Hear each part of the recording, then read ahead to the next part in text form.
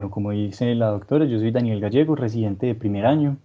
En esta noche vamos a revisar el tema del futuro del dolor agudo, algunas consideraciones, algunos avances y hacia dónde apunta todo esto en la anestesia regional.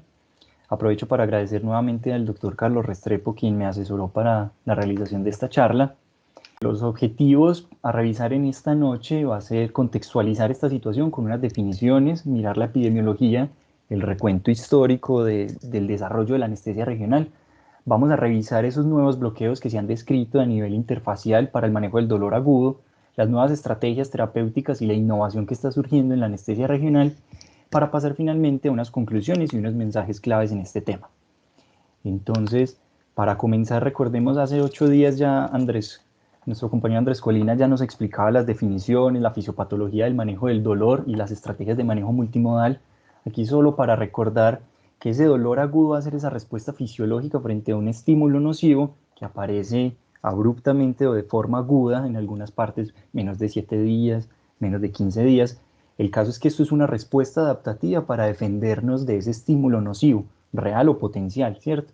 Mientras que ese dolor crónico va a ser una respuesta maladaptativa, un proceso que se torna patológico y que puede durar más allá de 3 meses después de una cirugía o un trauma. Estos dolores que persisten en el tiempo, dolores posoperatorios, dolores postraumáticos, pueden ser de origen nociceptivos y se deben a la activación de neuronas sensoriales periféricas secundarias a ese daño tisular.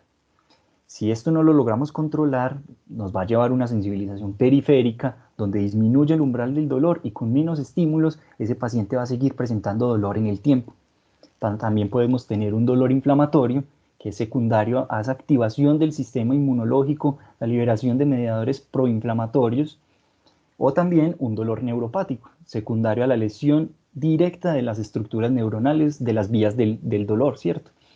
Entonces, estas dos últimas también nos pueden llevar a una sensibilización periférica, disminuye el umbral del dolor, o a una sensibilización central, haciendo el sistema nervioso central, valga la redundancia, más excitable ante un estímulo dado.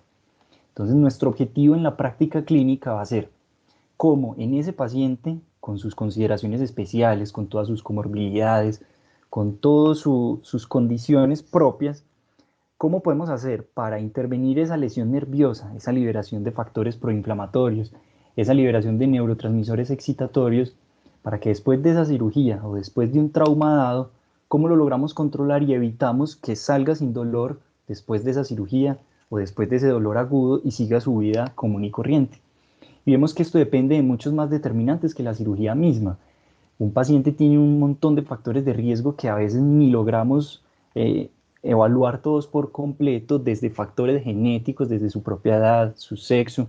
Ya el paciente viene con predisposición y consumo de opioides, viene con una sensibilización central dada por otros dolores crónicos previos, viene con una historia de ansiedad, depresión, trastornos del sueño, en fin, una serie de condiciones que van a explicar por qué después de un trauma o después de una cirugía va a seguir presentando dolor. Y es precisamente esa heterogeneidad, esa variabilidad en los pacientes y en todas sus condiciones propias lo que explica por qué después de una noxa va a seguir presentando dolor. Y encontramos diferentes datos, hasta el 75% después de una cirugía puede salir con dolor moderado a grave, severo en el posoperatorio inmediato. Y según las definiciones o las escalas de dolor que apliquemos, según los puntos de corte, esos pacientes en el tiempo van a seguir presentando dolor crónico posoperatorio. Si se define como cualquier dolor 1 o más sobre 10, vamos a tener hasta un 50% de pacientes que les sigue doliendo después de una cirugía dada. O si se pone ese punto de corte de 5 sobre 10, miramos que pues, disminuye la cantidad de personas que siguen presentando dolor crónico posoperatorio. Entonces, como tratando de caracterizar esto de lo que les vengo hablando, traté de buscar en nuestro medio pues, cómo nos iba con el dolor posoperatorio. Encontré este artículo, no, es del 2016, a nivel nacional, cogieron 8 ciudades, 8 hospitales diferentes, y miremos que de casi 1000 pacientes, fueron 1015, casi el 50% después de las 4 horas de la cirugía seguía presentando algún tipo de dolor de moderado en adelante. Y cuando vemos en la tabla de la derecha, ¿Cómo era que manejaban ese dolor? Encontramos las tres primeras medidas: dipirona, tramadol, morfina, y en todos los esquemas utilizados la morfina. Para este entonces, este estudio, que es del 2016, no teníamos la anestesia regional ni ninguna intervención pues en este aspecto. Y si nos preguntamos, bueno, ¿qué pasa con esos pacientes que no les manejamos el dolor agudo, que siguen en el tiempo presentando dolor? Eso se va a traducir en más estrés, mayor delirio posoperatorio, mayor discapacidad, incapacidades médicas, obviamente sobrecostos para el sistema de salud debido a esa carga de morbilidad, y ni hablar de la tasa de adicción, de sobreuso de opioides que va a seguir después de esto. Los reportes más grandes sabemos que son de Estados Unidos, con esa elevada de los 80 de la adicción a opioides, donde dicen que hasta el 5% de un paciente que no consumía opioides y se lo pusimos para controlar el dolor en una cirugía, va a seguir usándolo o va a llevar a terminar en un sobreuso de opioides hasta 3 meses posoperatorio. Y todavía esto es más importante si vemos que en el 2016 se reportaron hasta 50.000 muertes secundarias a este sobreuso. Entonces aquí es donde les hago la primera pregunta: ¿qué estrategias tenemos nosotros o cómo podemos optimizar el control del dolor agudo y evitar el dolor crónico posoperatorio?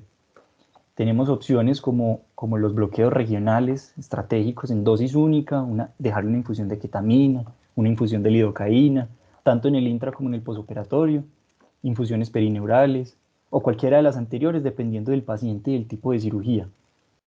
No sé si alguno alcanza a participar, alcanzan a responder. Entonces miremos que, exacto, eso era lo esperable. Van contestando 8 personas, muy bien. Entonces vemos cualquiera de las anteriores dependiendo del paciente y tipo de cirugía. Excelente, tenemos un montón de recursos: lidocaína, ketamina, bloqueos, catéteres perineurales, un montón de estrategias que deberíamos optimizar en la medida de lo posible, ajustados al paciente y a qué cirugía va. Ya con la evidencia actual, con lo que les voy a ir mostrando, no tiene sentido que un paciente salga con dolor, se vaya con dolor para su casa en cirugías ambulatorias, o sigan pisos con un dolor no controlado y que siga después con un dolor crónico posoperatorio. Debemos hacer todo el esfuerzo posible para controlarlo. Y estos recursos que tenemos nosotros en anestesia regional ya llevan 137 años de evolución para tener lo que tenemos hoy en día como en nuestro stock de manejo, partiendo de 1884, cuando sintetizan la cocaína y empiezan a hacer los primeros bloqueos de nervio periférico con esta. Para 1898 se describen las anestesias espinales. Después August Bird nos describe la anestesia regional intravenosa. Para 1912 ya teníamos los bloqueadores, los estimulantes de nervio periférico para optimizar esos bloqueos, hacerlos por neuroestimulador. Hace 100 años, justo hoy, este año estamos cumpliendo 100 años de la descripción de la técnica epidural por Fidel Pallés, un médico español. Para 1947 ya se usaban catéteres epidurales. Del 47 en adelante se empezó a hacer más disponible la lidocaína y bupivacaína, que seguimos usando actualmente.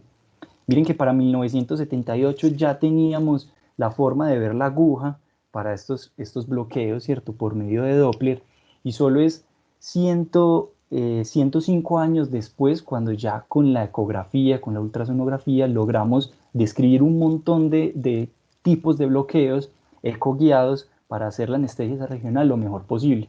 Para el 2003 ya empezamos a contar con el intralipid para el manejo de LAST.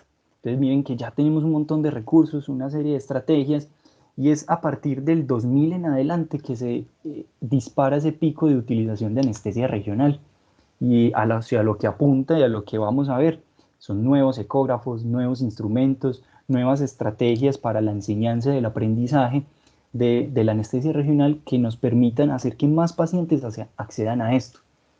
Sin embargo, la realidad hoy a 2021 es muy distinta. Uno creería que ya todo el mundo es bloqueado, todos van a anestesia regional, todos tienen un manejo óptimo del dolor, pero no es así.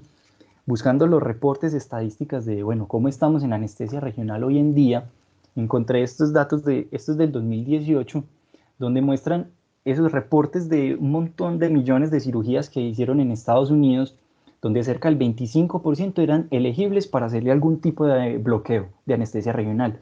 Y de ese 25%, solo 3% realmente fueron bloqueados. Entonces, realmente el acceso a anestesia regional no es tan amplio.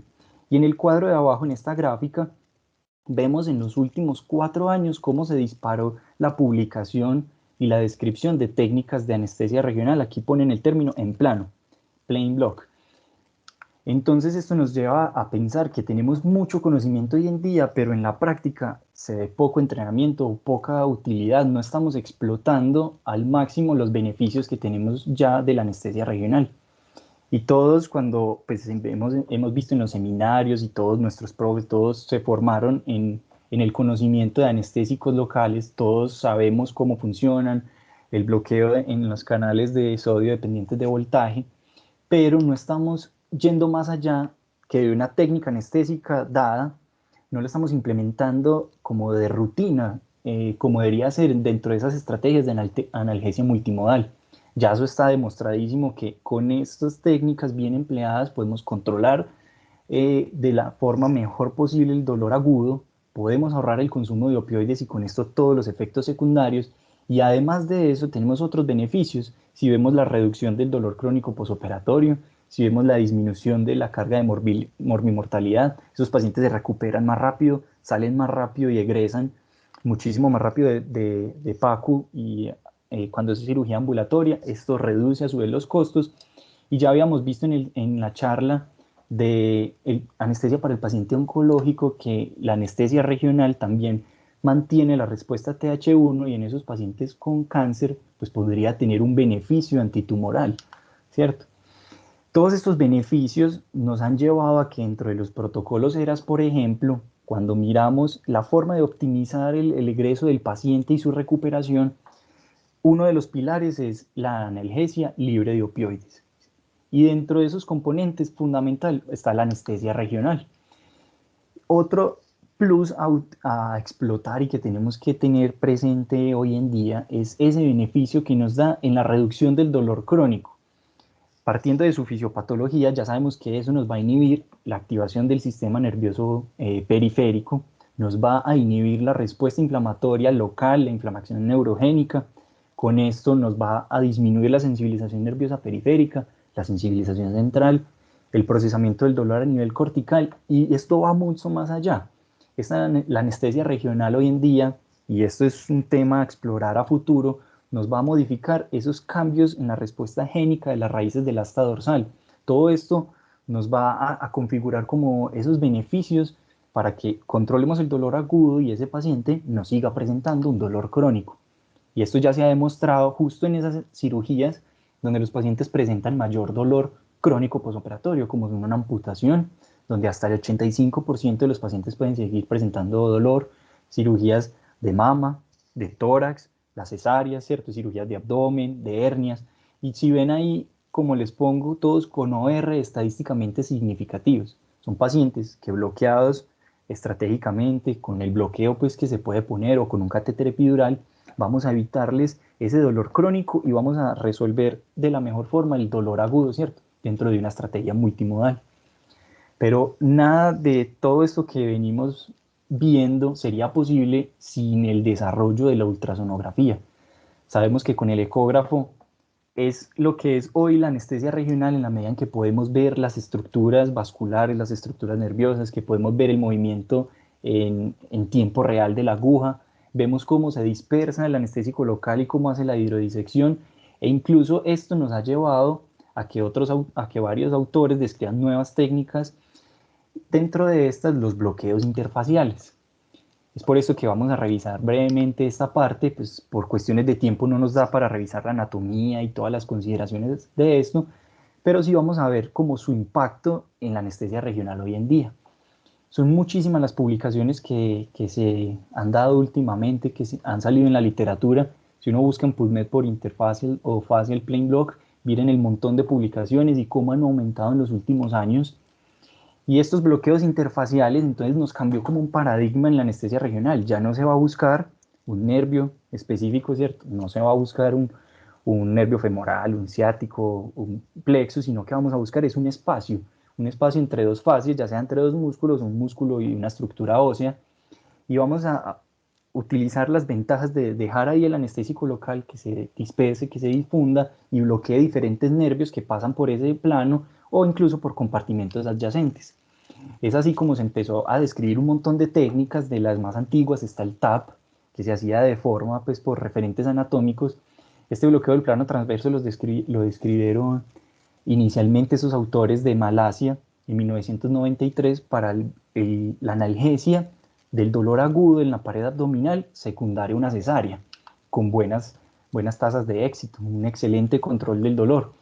Inicialmente lo hacían como un referente anatómico y ya con el ecógrafo pues es todavía muchísimo más fácil ubicar ahí, como vemos en la pantalla, el músculo transverso del abdomen, y entre este y el oblicuo interno pues poner ahí el anestésico local, lo cual nos va a permitir el bloqueo de los nervios toracoabdominales de T9 a L1 y hacer una buena analgesia de pared abdominal.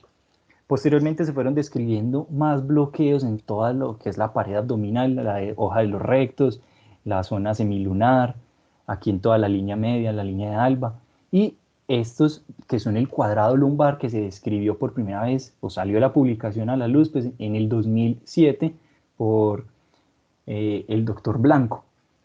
Con este cuadrado lumbar se han descrito un montón de técnicas y beneficios en la analgesia del dolor agudo. Lo que se busca es llegar con el anestésico local a diferentes planos de la fascia toracolumbar alrededor del músculo cuadrado lumbar y bloquear esos nervios toracolumbares, principalmente el nervio iliohipogástrico y el ilioinguinal. Esto con diferentes formas de ubicar el paciente, ya sea un abordaje con el paciente en decúbito lateral o en decúbito supino, según si estamos buscando en qué lugar de la fascia toracolumbar queremos aplicar el anestésico local. Con este se han descrito varios abordajes: QL1 en la parte lateral del músculo cuadrado lumbar, el QL2 en la parte posterior y el QL3 en la parte anterior, con un abordaje transmuscular. Este sería el que hacen con el paciente en decúbito lateral. Y todo esto con reportes de excelente control del dolor en cirugías de abdomen inferior, cirugías de urología e incluso de cadera, con ese QL3 como lo muestra este ensayo clínico del año pasado, donde muestran una aleatorización de 41 pacientes con QL3, los bloquearon y les pusieron la anestesia raquídea, 42 solo con la anestesia raquídea, miraban cómo les iba después de una artroplastia de cadera.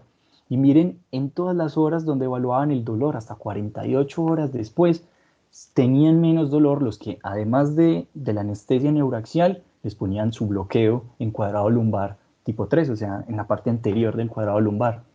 Y eso es lo que reportan casi todos los estudios con este tipo de bloqueos: menos dolor y con esto menor consumo de morfina en el posoperatorio, que es los beneficios que finalmente queremos buscar. Como vemos acá, menos consumo de morfina en el grupo con bloqueo del cuadrado lumbar. Posterior a estos bloqueos de pared abdominal, también se han descrito un montón de bloqueos en pared torácica según el lugar donde se aplique el anestésico local. Vemos aquí en la parte anterior los bloqueos parasternales intercostales, en la parte anteromedial los bloqueos pectorales, los del serrato anterior, y en la parte posterior los paraespinales, los retrolaminares y el ESP, del que tanto se publica y se habla últimamente. Este ESP fue publicado por primera vez esta técnica en el 2016 como una estrategia para el control del dolor neuropático en un paciente con dolor a nivel de T5. Y los beneficios que se le han descrito y que se han desplegado posterior a esta técnica son innumerables. Pues, la cantidad de publicaciones en este campo son demasiadas, y los beneficios grandes de esta técnica es que miren que desde la parte cervical hacia casi la parte sacra, ahí no lo señalé bien, en cualquiera de esos puntos podemos poner un bloqueo a nivel paraespinal, a nivel paravertebral. Y el objetivo ahí es difundir ese anestésico local y bloquear las ramas posteriores de raíces espinales, las ramas cutáneas laterales de los nervios intercostales, e incluso el anestésico se va a difundir al espacio paravertebral y epidural, logrando analgesia epidural.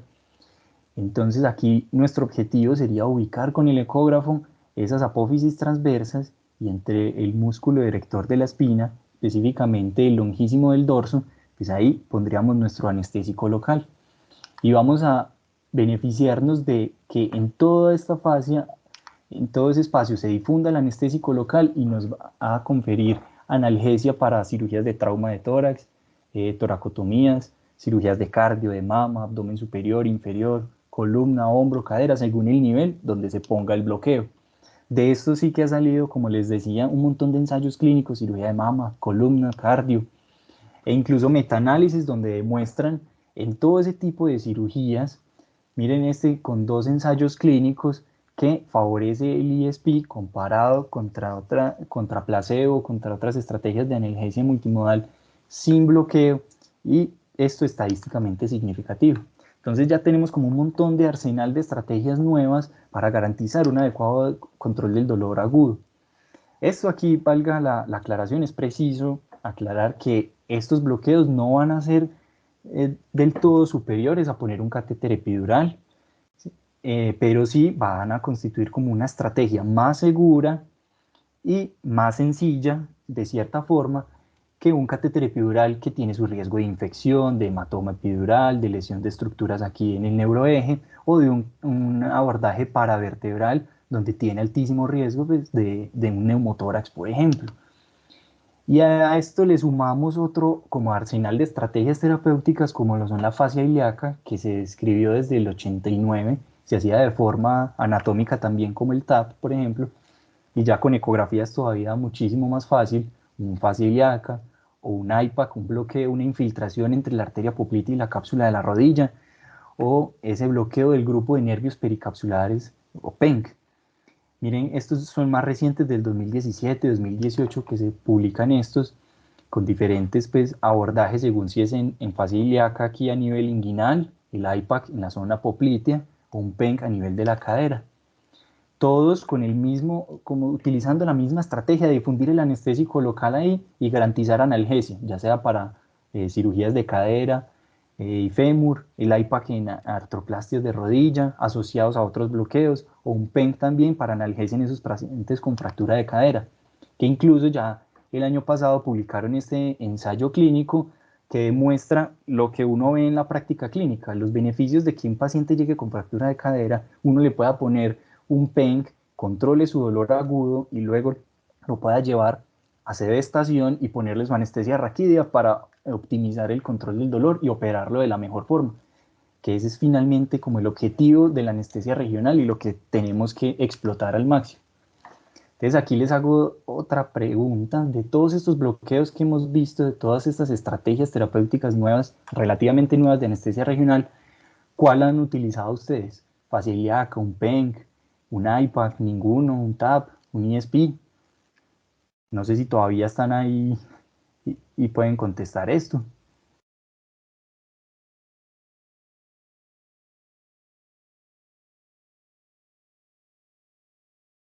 Bueno, ahí en breve, miren el PENC, que es como muy recurrido, y esto apoya pues lo que se ve en la literatura hoy en día.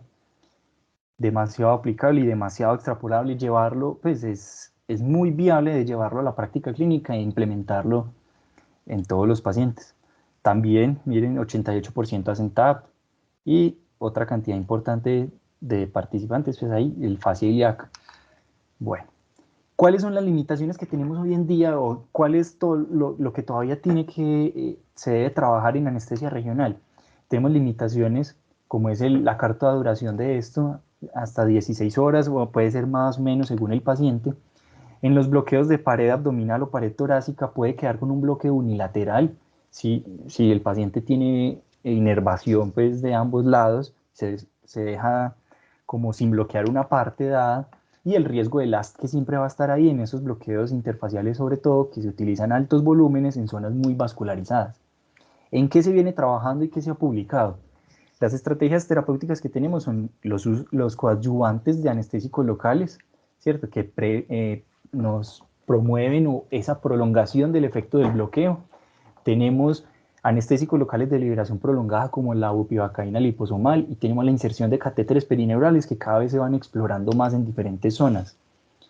Entonces, aquí les quería preguntar también cuáles de todas estas estrategias utilizan más en la práctica clínica diaria. Si le ponen epinefrina perineural, dexametasona IV para que prolonguemos el bloqueo, o dexametasona perineural, o un catéter perineural. Yo creo que aquí, bueno, solo han contestado dos personas.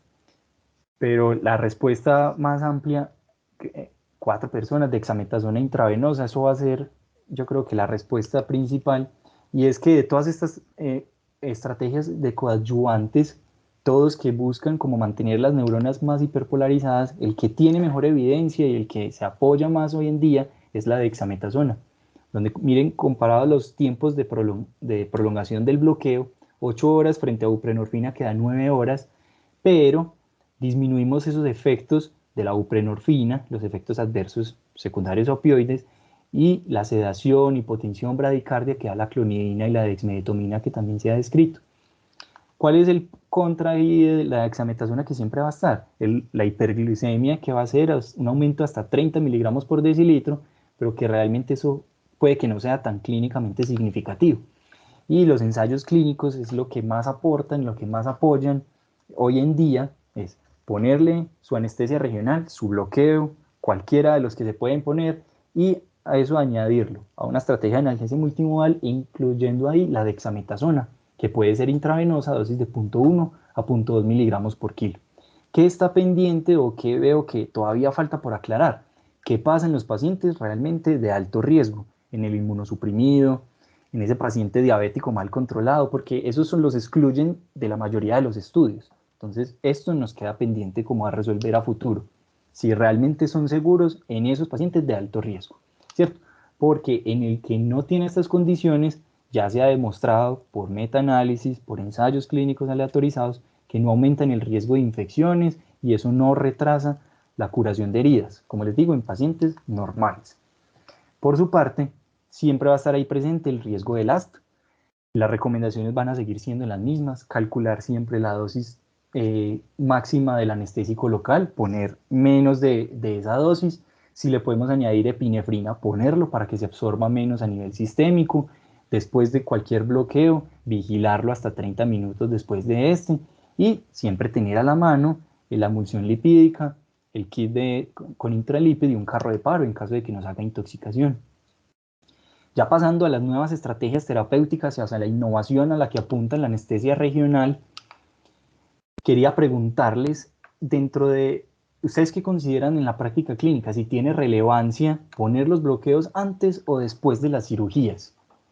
¿Ustedes consideran que es mejor bloquearlo antes de una cirugía o no importa si es antes con tal de que salga sin dolor? ¿Lo podemos poner en el posoperatorio?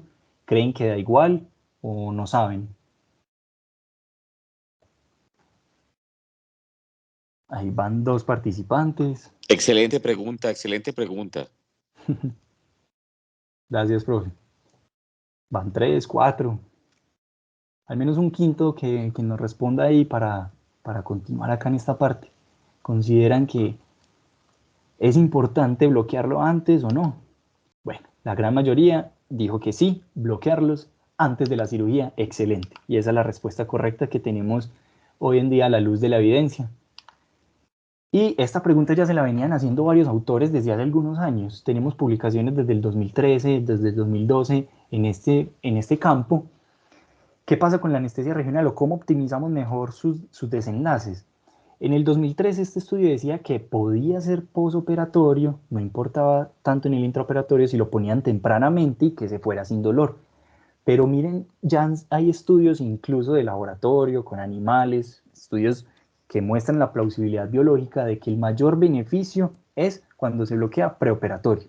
Vamos a inhibir toda esa cascada inflamatoria, vamos a inhibir la sensibilización central, el paciente no se va a exponer al dolor del trauma quirúrgico, vamos a reducir el consumo de opioides en el intraoperatorio y con esto vamos a reducir la hiperalgesia secundaria a sus opioides. Esto, miren que, bueno, ahí les mencioné un estudio de laboratorio, pero ya hay un ensayo aleatorizado del 2018. Si bien casi todos estos estudios son con poquitos pacientes, 30 versus 31, aquí miraron cómo les iba a las pacientes que llevaban a cirugía transabdominal para resección de masas uterinas u ováricas, si les ponían un bloqueo de la fascia de los rectos o si no se los ponían y los operaban. Y miremos que las que tenían un bloqueo tenían menos niveles de interleuquina 6. Esto, pues si lo extrapolamos a esos estudios en animales y al daño y la neuroinflamación que hay, pues nos lleva a entender que realmente estamos disminuyendo la carga inflamatoria y vamos a tener mejores beneficios si esos pacientes los llevamos a cirugía bloqueados antes de comenzar.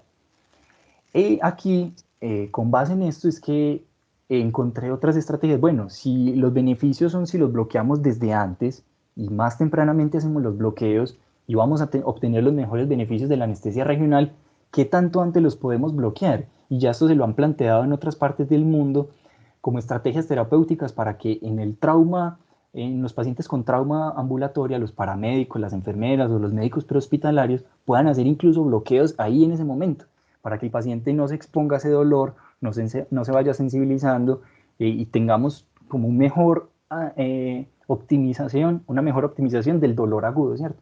Del control del dolor agudo. Esto es, digamos, el interescalénico femoral, a uno le preocuparía pues en un ambiente extrahospitalario sin ecógrafo, pero el de fascia ilíaca pues, es muy viable, incluso ya hay ensayos clínicos de eso, cómo llegan los paramédicos a la habitación del paciente, la señora fracturada y fractura de cadera, les ponen un bloqueo, los trasladan con buenas tasas de éxito. En este estudio, por ejemplo, 254 bloqueos de fascia ilíaca con un 90% de éxito. De todos esos pacientes de este estudio, solo hubo un reporte de un evento adverso que realmente pues, muestra que puede ser muy viable. E incluso se ha tratado como de llevarlo, bueno, si no se bloquea antes de que llegue al hospital, en urgencias al menos, que podamos tener modelos de manejo donde llegue el anestesiólogo, el médico urgentólogo o enfermera, bueno, esto es en otras partes, las enfermeras anestesistas, y pongan el bloqueo desde que el paciente llega con su fractura de cadera, se bloquea, llega a salas de recuperación y si ya ha pasado, a salas de preparación de cirugía, si ya ha pasado más de 6 horas, pues considerar si se pone otro bloqueo o algún refuerzo y luego la anestesia, bueno, cómo optimizar todo ese manejo del dolor agudo. Otro punto a considerar y a tener en cuenta de ahora en adelante es las estrategias para evitar ese dolor de rebote, aspecto que se viene hablando pues en los últimos años. Este estudio es de este año donde caracterizan esas variables que determinan que un paciente le pongan un bloqueo, salga de cirugía, se le pase el efecto y tenga un dolor de rebote, un aumento del dolor por encima de 7/10, cuando lo tenía controlado durante el transoperatorio. Y vemos que los que tienen más riesgo de que presenten eso son las mujeres, los pacientes más jóvenes, cuando son cirugías de ortopedia, cirugías óseas, y cuando no se les puso dexametasona intravenosa. Entonces miren que a la luz de la evidencia y lo que llevamos hoy en día, pues si vamos a optimizar todo ese arsenal de bloqueos que tenemos, deberíamos tener en la mente asociarlo siempre a la dexametasona intravenosa. Por un lado, disminuimos dolores de rebote y prolongamos el efecto del bloqueo. Con respecto a los nuevos avances en anestésicos locales como tal, hemos escuchado de esta bupivacaína liposomal con efectos hasta de 72 horas, pero eso solo está aprobado hoy en día para infiltraciones en heridas, bloqueos interescalénicos y TAP, es lo que encontré. Y no está, pues no se ha demostrado realmente que sea superior a bloquear un paciente con bupivacaína simple o con otros anestésicos. Y lo otro, pues el otro pero de esto es el alto costo que tiene una bupivacaína liposomal, 200 veces más caro que una bupi simple. ¿Y qué nos queda para futuro en este campo? Ver los resultados de esa nueva lidocaína que están tratando de implementar, también de liberación prolongada con microesferas, microemulsiones, microcristales, hidrogeles o dentro de nanopartículas poliméricas, pero eso todavía está en estudios de modelos animales. Entonces, otra cosa a esperar en el futuro. Otra estrategia que nos queda en la anestesia regional es explorar al máximo el beneficio de los catéteres perineurales, siempre tenerlos presente, que se pueden utilizar cuando uno espera que el paciente salga con un dolor moderado a severo después de 12 horas posoperatorias, según la morbilidad o cirugías muy grandes. Lo que se ha descrito y lo que tenemos hoy en día son la inserción de catéteres perineurales y a través de él le dejan infusiones continuas más bolos aplicados por el paciente con ropivacaína, bupi y levobupi a concentraciones bajas. Esto es lo que hay, pues, de lo que más se ha publicado en los últimos años, sobre todo sus beneficios en esos pacientes con amputaciones. Ya hay metaanálisis al respecto que demuestran que realmente uno puede optimizar el control del dolor con estos catéteres Hay reportes hasta de 66 días con ese catéter ahí puesto. Obviamente hay que considerar el riesgo de infección, de sangrado o de que se salga, ¿cierto? Pero de todas formas está demostradísimo que se optimiza el dolor, el control del dolor posoperatorio, se reduce el consumo de opioides, su beneficio es mayor en esas primeras 24 horas. Lo que falta evidencia y lo que tenemos que esperar a futuro es cuáles son los mejores esquemas de tratamiento. Se han planteado algunos, la mayoría ponen infusiones basales de 4 a 10 cc por hora, con una dosis dada por el paciente 2 a 4 cc y un tiempo de bloqueo de la bomba, ¿cierto? Después de ese bolito, y luego vuelve y se reanuda la infusión. En este campo entonces hay un montón de desarrollos nuevos, bombas de infusión electrónicas o bombas elastoméricas para garantizar esas infusiones continuas. Los otros avances que hay hoy en día y que se van a seguir desarrollando son esos tipos de agujas ecogénicas para poder hacer los bloqueos lo mejor posible, diferentes dispositivos para modificar el neuroestimulador. Miren unos dentro del guante para uno no depender como del ayudante al lado cuando se utiliza el neuroestimulador, sino que lo hace el mismo operador o en el pie para modificar el amperaje y ubicar las estructuras nerviosas. El beneficio más grande de esto son en bloqueos difíciles como son encontré el obturador, el ciático, todavía está recomendable hacer bloqueos con ecógrafo y neuroestimulador. Nos esperan de aquí en adelante nuevos ecógrafos, ya tenemos en el mercado ese Butterfly, pero está por mirar los beneficios y hasta qué forma va a ser posible tener microultrasonido, que esto está en estudios, ecógrafos que utilizan frecuencias de 30 a 45 MHz, que logran una resolución de 40 a 100 micras, y miren la alta resolución que tiene ahí, o sea, uno ahí no tendría pérdida, vemos incluso todas las fascias musculares, los haces nerviosos, y esto sería pues lo que tendríamos a futuro para ver específicamente todos los nervios y hacer los bloqueos lo mejor posible. Tenemos nuevos sistemas de simulación, esto cada vez va a estar en más desarrollo.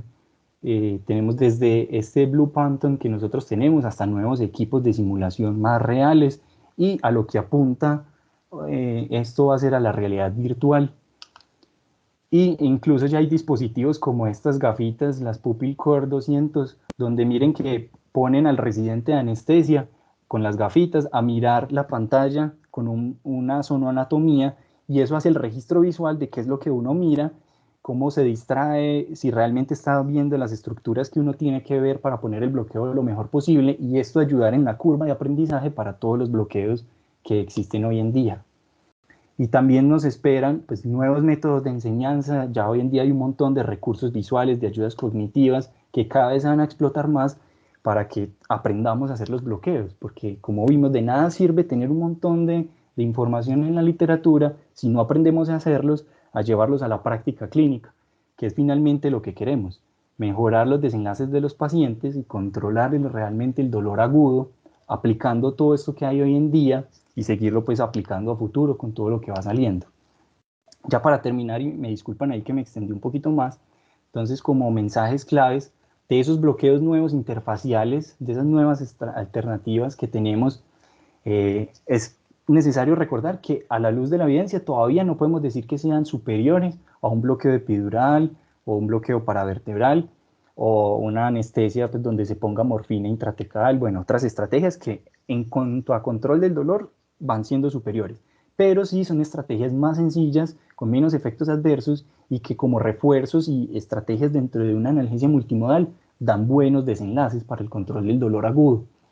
¿Qué nos espera? Nuevos esquemas de analgesia multimodal, siempre tener en cuenta la anestesia regional en todo paciente que se pueda bloquear, ponerle su bloqueo para optimizar su control. Y a futuro, la anestesia regional en este campo, ¿qué nos espera? Innovación. Vemos cada vez nuevas estrategias, nuevos recursos, tipos de bloqueos y medicamentos que falta esperar que sean costo efectivos. Nos espera pues nuevo desarrollo tecnológico, tanto para visualizar las estructuras anatómicas como para aprender, para hacer simulación y para que nosotros seamos capaces de hacer todos estos tipos de bloqueos. Nos esperan nuevos ensayos clínicos que realmente demuestren con buena significancia estadística la superioridad o inferioridad de los nuevos bloqueos frente a lo que se viene haciendo desde antes, como los catéteres epidurales, y siempre va a estar ahí la capacitación, tanto de anestesiólogos ya graduados, de nuestros profes, como de todos los residentes de anestesiología. Tenemos que estar ahí en constante formación, y faltan estudios de esa efectividad del aprendizaje, cuáles son las mejores formas de aprender anestesia regional, las mejores formas de bloquear los pacientes. Y como frase ya para finalizar, tenemos que la anestesia regional cada vez va a tener un papel más protagónico en el manejo del dolor perioperatorio de los pacientes. Y es nuestro deber ir a la vanguardia con todos esos nuevos abordajes que se están haciendo para ofrecerle a los pacientes las mejores estrategias disponibles para el control de su dolor. Muchísimas gracias por su atención.